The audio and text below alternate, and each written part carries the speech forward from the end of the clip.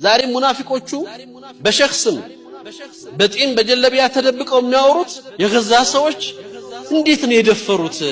ህዝብ ለማስጨረስ ሐማሶች ምንድነው የሚጫወቱት ሙጋመራ? እንዴት እዚህ ቁወል ዑዝማ ፊት ቆመው ህዝባቸውን ያስጨርሳሉ ይላሉ። እነዚህ ሰዎች ትናንትና በነበሩ በድርም ላይ ነብዩን ይሄን ኢትሃም ያደርጓቸው ነበር ሰለላሁ ዐለይሂ ወሰለም።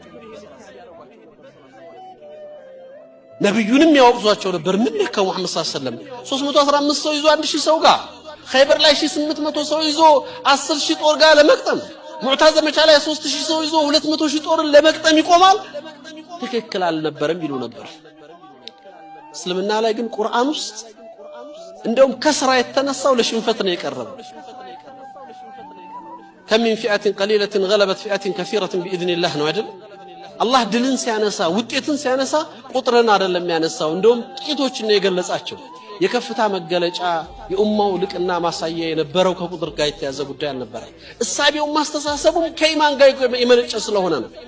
እነሱ የሚያስቡትን ጠባብ ዓለም ማሻገር የሚችል አንድ ወጣት ተራ የሚመስል ሰው እይታው ሩቅ ነው። ምድርና ሰማይን ነው ሊያሻግር የሚፈልገው። ይሄን ነበር ረቢዕ ኢብኑ አምር ያሳያቸው።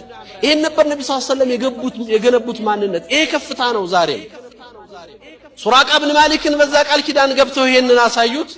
እንደ ኡማ እኔ እናንተ ሊኖረን የሚገባንን የቁርአን ከፍታ ስሜት በዚህ ማንነት ውስጥ እንድንኖር ፈለጉ ረሱሉላህ ሰለላሁ ዐለይሂ ወሰለም።